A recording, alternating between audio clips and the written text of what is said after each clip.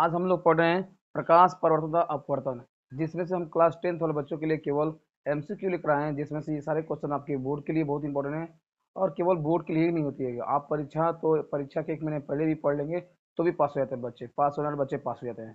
तो उसमें बड़ी बात नहीं है, ये आपके भविष्य के लिए है और इसमें जो आगे तैयारी करते हैं उनके लिए भी बहुत सारे इसमें क्वेश्चन बनता है। ठीक है, तो ये बहुत ही इंपॉर्टेंट है। जो छोटे मोटे एग्जाम देते हैं उनके लिए भी बहुत सारी क्वेश्चन ये बनती है, तो विशेष रूप से आपके लिए इम्पोर्टेंट है। और ये सारी क्वेश्चन आपके लिए परीक्षा, हर कंपटीशन एग्जाम के लिए, परीक्षाओं के लिए भी बहुत इंपॉर्टेंट है। तो इसमें हम देखते हैं कि प्रकाश, जैसे प्रकाश जानते हैं, प्रकाश एक प्रकार की ऊर्जा है जो हमारे आंखों पर पड़ती है और किसी वस्तु को हम स्पष्ट रूप से देख सकते हैं। जैसे हमारे पास ये कोई कवर है या किसी चीज़ का है, तो हमारे पास आंख पे प्रकाश की किरणें पड़ती है तभी तो हम ये देख पाते हैं। अगर प्रकाश की किरणें हमारे आंख पे नहीं पड़ती तो हम नहीं देख पाते। अब अंधा व्यक्ति रहेगा तो उस पर प्रकाश की किरणें पड़ेंगी, उस पर असर ही नहीं पड़ेगा क्योंकि वो बचपन से ही अंधा है। उसकी किरण, उसकी आंख की सब रोशनी ही समाप्त हुए हैं। हम लोग की प्रकाश रोशनी सही है, आंख की रोशनी सही है तो प्रकाश पड़ता है, जिसके कारण हम वस्तु को देख पाते हैं। तो इसमें हम एक देखते हैं कि प्रकाश के स्रोत या परावर्तन के आधार पर दो प्रकार होते हैं। अब कुछ जो प्रकाश, एक होता है, एक वस्तु आती है, बहुत ही प्रसिद्ध होती है, बहुत ही आ, हर क्षेत्र में आता है। एक होता है प्रदीप वस्तुएं, प्रदीप और अदीप। तो वे वस्तुएं जो स्वतः प्रकाश उत्पन्न करती हैं वह प्रदीप वस्तु कहलाती हैं। वे वस्तुएं जो स्वतः प्रकाश उत्पन्न करती हैं प्रदीप वस्तु कहलाती हैं। जैसे कौन कौन प्रकाश उत्पन्न करता है, आपको देख मान लो सूर्य है, बल्ब है, मोमबत्ती। अब कुछ लकड़ी जला देंगे तो भी प्रकाश उत्पन्न करेगी, तो ये प्रदीप वस्तु है। यानी उसको इंग्लिश में बताते हैं लुमिनस बॉडीज। वे वस्तुएं जो स्वतः प्रकाश उत्पन्न करती हैं प्रदीप वस्तु कहती हैं। जैसे मैंने कहा कौन सा बाबू, तो सूर्य हो जाएगा, बल्ब हो जाएगा और मोमबत्ती हो जाएगा, तारे हो जाएंगे। और अदीप वे वस्तुएं जो स्वतः प्रकाश उत्पन्न करती हैं उसको कहते हैं अदीप। जैसे चंद्रमा हो जाएगा, कुर्सी हो जाएगा, पेन, कॉपी, किताब। तो कुछ ये चीज होती है और कुछ और भी चीजें हम देख लेते हैं आपके लिए। ये केवल एमसीक्यू से लेकर नहीं, जिसमें कुछ इंपॉर्टेंट चीजें होती हैं वो भी आपको इस चैप्टर में हम बता दे रहे हैं। जितने आपके लिए महत्वपूर्ण हो रही है वो सब चीजें हम आपको इसमें बता दे रहे हैं।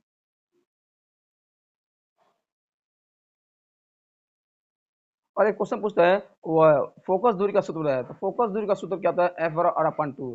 फोकस दूरी का सूत्र क्या होता है, एफ बराबर आर अपन टू। यह फोकस दूरी है, आर आपका त्रिज्या याद रखेगा। ठीक बाबू, पी आपके लिए इंपॉर्टेंट है, कुछ और बता देते हैं।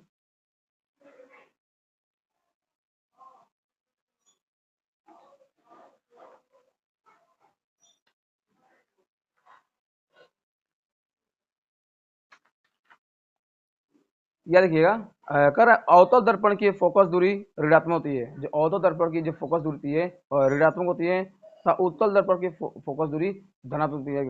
अवतल दर्पण की फोकस दूरी ऋणात्मक होती है और उत्तल दर्पण की फोकस दूरी धनात्मक होती है। ठीक है, और मेहनत करते रहिए। ठीक है, कुछ ना कुछ डेली पढ़ते रहेंगे तो जरूर आपके लिए कुछ लाभदायक होगा। क्योंकि गर्मी के टाइम चल रहा है, सब बच्चे इधर उधर हैं, छुट्टी भी चल रहा है, बहुत सारे बच्चे इधर उधर हैं, स्कूल बंद है। तो जो भी समय मिल रहा है, बहुत सारे कोचिंग स्टार्ट भी हैं, तो जो भी समय मिल रहा है आपके पास उसमें कुछ ना कुछ पढ़ते रहें। और पढ़ना भी चाहिए, कुछ कुछ पढ़ते रहेंगे तो आपके लिए बहुत अच्छा होगा। क्योंकि वो डायरेक्ट मनोबल आपका गिर जाता है। 1 महीने में बच्चे बहुत क्या करते हैं, बहुत सारे भुला जाते हैं और बहुत सारे बच्चे होते हैं कहीं जाते भी नहीं है, पढ़ते भी हैं। तो सबके लिए लाभदायक होता है, जो जैसा समय का है, जो सही का सदुपयोग करेगा समय। हम लोग जो छुट्टी हुआ था इस तरह, हम लोग कहीं जाते नहीं थे, बस पढ़ते ही रहते थे। तो आपके ऊपर है, इस समय को आप तो चाहे सोना बना लें या तो आपको कोयला बना लें, दोनों पे आपके निर्भर करता है। अगर कहीं गए भी हैं तो उसमें समय निकाल कर थोड़ा बहुत पढ़ लिया कीजिए, थोड़ा बहुत पढ़ लेंगे तो आपके लिए बहुत लाभ मिलेगा। दिन भर घूमिए, दिन भर कुछ भी कीजिए, लेकिन उसमें से कम से कम 1 घंटा 1.5 घंटा आपको पढ़ना चाहिए। 1 1.5 घंटा पढ़ लेंगे तो आपको बहुत कुछ लाभ है। और देखना, वास्तव में जो बच्चा कुछ कुछ पढ़ता है उसको अंदर से खुशी मिलती है। नहीं तो एक ही बार डायरेक्ट स्कूल खुलता है और बच्चे पढ़ रहे हैं तो उसको बहुत दिक्कत होती है। वो अपने मनोबल को बढ़ाने में समय लगता है, क्योंकि फिर 5 6 दिन अपने आप को मेंटेन करना, समय का फिर से सही सदुपयोग करना, टाइम टेबल बनाना, सुबह नहीं उठ पाना, ये बहुत दिक्कतें होती हैं। तो इन सब पे विशेष रूप से ध्यान देना चाहिए। कभी भी कोई बच्चा हो, आप कहीं भी रहिए, लेकिन जो आपका टाइम टेबल है स्कूल का, उस समय का पालन करना है। सुबह उठ जाना चाहिए, नाश्ता कर लेना चाहिए, फिर उसके बाद से कुछ करते रहिए।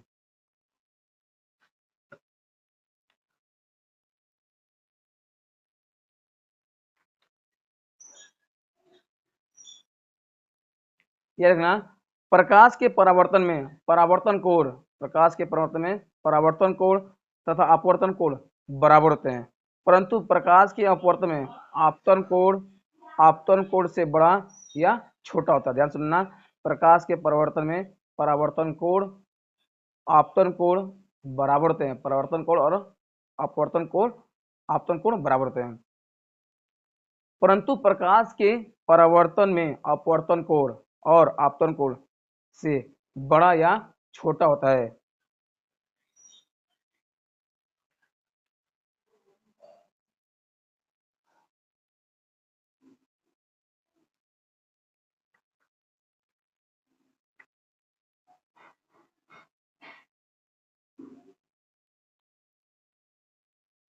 मैंने आपको लेंस के बारे में बता दिया, उत्तल लेंस के बारे में, कि उत्तल लेंस होता है जो बाहर होता है, बाहर की ओर उभरा होता है उत्तल लेंस होता है, और जो अंदर की तरफ होता है वो अवतल लेंस होता है। आपने ये बता चुका, आप जो ध्यान दीजिएगा इसको। लेंसों के संबंध में कुछ क्वेश्चन आते हैं। लेंसों के संबंध में यदि प्रतिबिंब की दूरी जो होती है यूज लेते हैं वो धनात्मक है तो प्रतिबिंब वास्तविक यानी जिसको कहते हैं इंग्लिश में रियल होगा। यदि ऋणात्मक है तो प्रतिबिंब हमेशा वर्चुअल होगा यानी ऋणात्मक होगा, आभासी होगा, सॉरी। कह रहा है यदि प्रतिबिंब की दूरी धनात्मक है और वास्तविक और प्रतिबिंब तो वास्तविक होगा। यदि प्रतिबिंब की दूरी क्या है, धनात्मक है, तो प्रतिबिंब जो होगा क्या होगा, वास्तविक यानी रियल होगा। ठीक है। और यदि प्रतिबिंब ऋणात्मक है तो जो प्रतिबिंब होगा वो आभासी होगा, ठीक है ना। यदि आवर्धन धनात्मक हो, अगला क्वेश्चन कर रहा है, यदि आवर्धन धनात्मक हो तो प्रतिबिंब कैसे बनेगा, सीधा होगा फिर ना। और यदि आवर्धन धनात्मक हो तो प्रतिबिंब हमेशा सीधा बनेगा, और ऋणात्मक है तो उसका प्रतिबिंब हमेशा विपरीत बनेगा। कह रहा है कि आवर्धन अगर धनात्मक हो तो प्रतिबिंब सीधा होगा, अगर वही ऋणात्मक है तो प्रतिबिंब उल्टा बनेगा। और वस्तु की दूरी हमेशा u ऋणात्मक लिया जाता है, वस्तु की दूरी u होते हैं वो हमेशा ऋणात्मक लिया जाता है। और क्लास 11 12 के लिए भी फिजिक्स भी कुछ इसमें अपलोड करते रहेंगे, ठीक है, आप लोग पढ़ते रहेंगे उसको भी।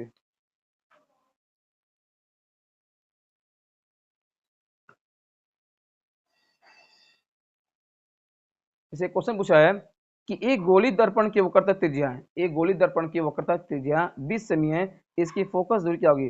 तो जानते हैं फोकस दूरी हमारा दिया कितना, वक्रता त्रिज्या मतलब आर दिया 20 सेमी, और फोकस दूरी पूछा, अभी सूत्र बताते हैं कि आर का मान दिया 20, फोकस दूरी रहती है तो एफ बराबर आर अपन 2, तो 20 बट्टे हम क्या ले लेंगे, 2 ले लेंगे। अब 20 से 2 में भाग देंगे, 2 से भाग देंगे 20 में, कितना आएगा 10 सेंटीमीटर। ठीक है। कह रहा है गोली दर्पण की वक्रता त्रिज्या 20 सेमी है तो फोकस दूरी क्या होगा, कोई आर दिया 20 तो सूत्र लगा देंगे एफ बराबर आर अपन 2, यानी आपको मिल जाएगा 20 बट्टे 2 यानी 2 से भाग देंगे कितना आएगा 10 सेंटीमीटर। ठीक है। कह रहा है उत्तर दर्पण उस दर्पण का नाम बताइए जो बिंब का सीधा तथा अवर्धित प्रतिबिंब बना सके, तो होता है हमेशा याद रखना उत्तल दर्पण, याद रखना क्या चाहिए बाबू, उत्तल दर्पण। कह रहा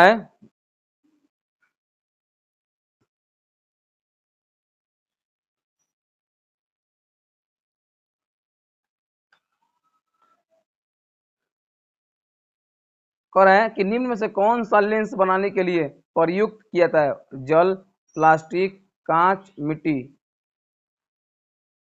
प्रयुक्त नहीं किया जाता है, तो मिट्टी का नहीं कहता है क्योंकि मिट्टी क्या होता है, पारदर्शक होता है। ठीक है, सॉरी पारदर्शक माध्यम नहीं है।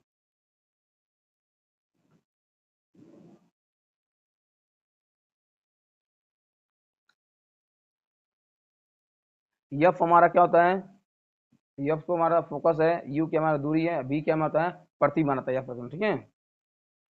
जो सूत्र हमारा क्या होता है, 1/f 1/u प्लस 1/v।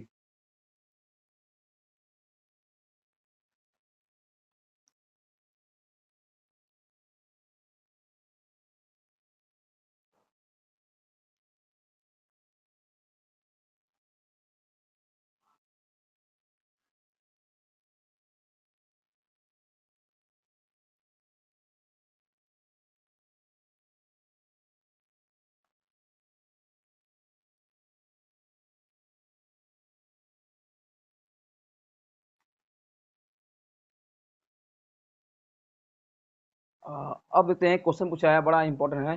कह रहा है कि समतल दर्पण के सामने एक वस्तु 10 सेंटीमीटर की दूरी पर रखी है। कह रहा है कि एक समतल दर्पण के सामने एक वस्तु 10 सेंटीमीटर की दूरी पर रखी है, दर्पण से पृथ्वी की दूरी क्या होगी, तो 10 सेंटीमीटर होगी। क्या कितने बाबू, 10 सेंटीमीटर। और इतना भी देखो टाइम नहीं है इतने सॉल्व करना, क्योंकि एमसीक्यू है तो सॉल्व नहीं कर सकते हैं। तो ऑप्शन दी हमारा 5 सेमी, 20 सेमी, 10 सेमी, तैयारी 10 सेमी। समतल दर्पण की फोकस दूरी होती है, समतल दर्पण की जो फोकस दूरी होती है हमारी क्या होती है, अनंत होती है। याद रखिएगा, समतल दर्पण की जो फोकस दूरी होती है हमें याद रखना अनंत होती है। कह रहा है समतल दर्पण से किस वस्तु का प्रतिबिंब बनता है, समतल दर्पण से किसी वस्तु का प्रतिबिंब बनता है, तो हमेशा आभासी बनता है। ठीक है, वास्तविक देगा, आभासी देगा, अनंत दे रहा है या छोटा, तो हमेशा देगा आभासी। ठीक है, समतल दर्पण द्वारा निर्मित प्रतिबिंब का आवरण होता है, तो हमेशा एक होता है। रखना ठीक, कितना होता है, एक। कह रहा है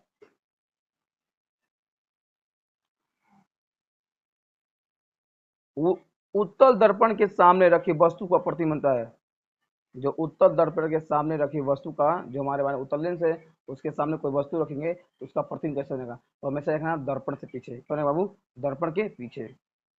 कर है अगला, उत्तल दर्पण से प्रतिबिंब सदैव बनाता है, उत्तल दर्पण से प्रतिबिंब सदैव बनाता है। देखना ध्रुव व फोकस के बीच, यानी ध्रुव व ध्रुव मतलब पी, पोल एंड एफ, ध्रुव और फोकस के बीच में, पी और एफ, पी और एफ के बीच में। फिर करा किसी वस्तु का वस्तु से बड़ा, किसी वस्तु से बड़ा सीधा तथा आभासी प्रतिबिंब बनता है केवल अवतल दर्पण द्वारा, केवल अब अवतल दर्पण द्वारा। ध्यान देना। फिर कह रहा है कि जितना क्वेश्चन था इंपॉर्टेंट, मैं बोर्ड वाला था, मैं आपको बता दे रहा हूँ। ठीक है, इसमें क्योंकि मैंने ये चैप्टर पढ़ा चुका हूँ, तो जितना इंपॉर्टेंट क्वेश्चन बता दे रहा हूँ।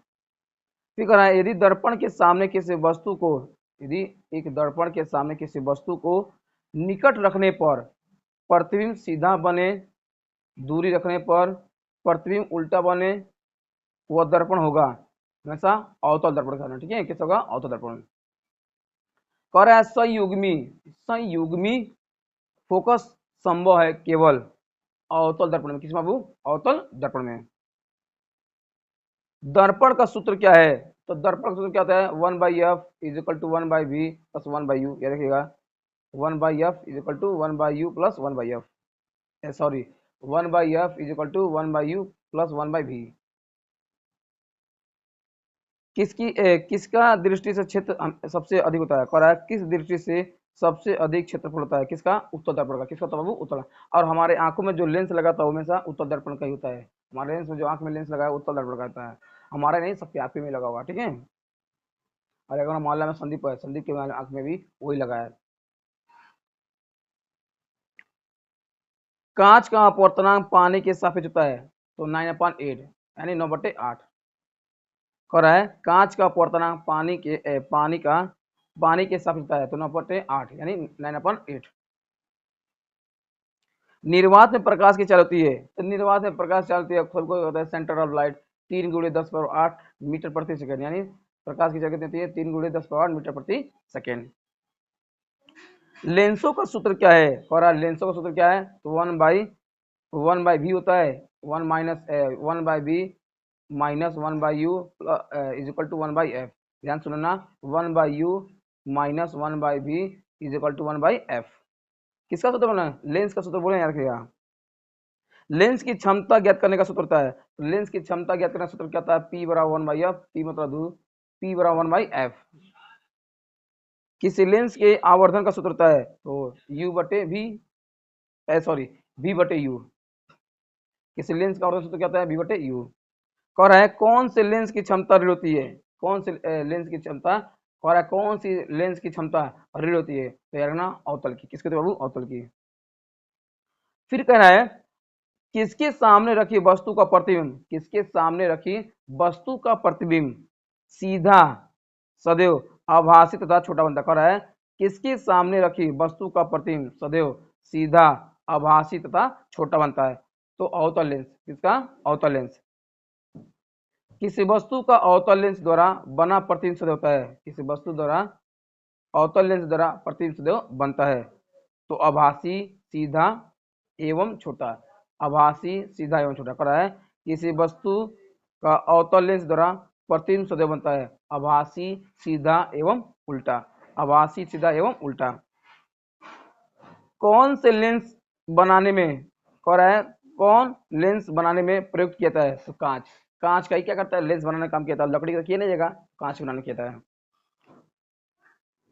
ठीक है, फिर कह रहा है कांच का अपवर्तनांक अधिकतम होता है तो बैगनी रंग के लिए। कांच का अपवर्तनांक अधिकतम किस करती है? बैगनी रंग के लिए। कांच का जो अपवर्तनांक होता है अधिकतम होता है बैगनी रंग के लिए। फिर कह रहा है दो माध्यमों की सीमा पृष्ठ एक प्रकाश की किरण लंबवत आपतित होती है तो आपतन कोण हमेशा आता है 0 डिग्री। क्या होता है बाबू? 0 डिग्री। फिर कह रहा है प्रकाश का वेग मैंने कहा प्रकाश की जो चलती है 3 × 10⁻⁸ मीटर प्रति सेकंड है, 3 × 10⁸ मीटर प्रति सेकंड। वेग निम्न से प्रकाश का वेग निम्न से किस माध्यम में अधिकतम होगा? तो निर्वात में रखेगा। किसका होता है बाबू? निर्वात में। ऑप्शन देगा जल, वायु, कांच। निर्वात में मार के आगे बढ़ जाएंगे।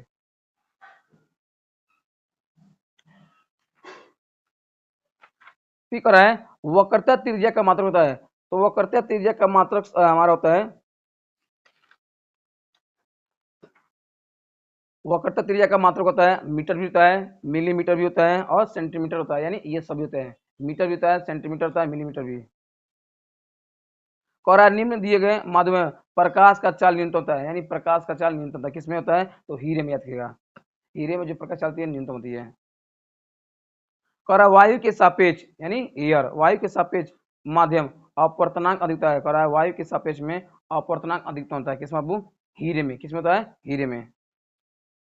तो इसमें का जितना क्वेश्चन था इंपॉर्टेंट आप लोगों को बता दिया। बाकी जो क्वेश्चन होगी हम भी, अगर पार्ट टू बनने वाला तो पार्ट 2 भी इसमें से क्वेश्चन हम बना देंगे और आपको कल आपको मिल जाएगी दोपहर तक वो वीडियो। ठीक है, तो ये वीडियो आप देख लीजिएगा, लाइक करिएगा, शेयर करिएगा, कमेंट करिएगा और सबके पास शेयर, ताकि सभी आपका दोस्त पढ़ें और आगे बढ़ गए।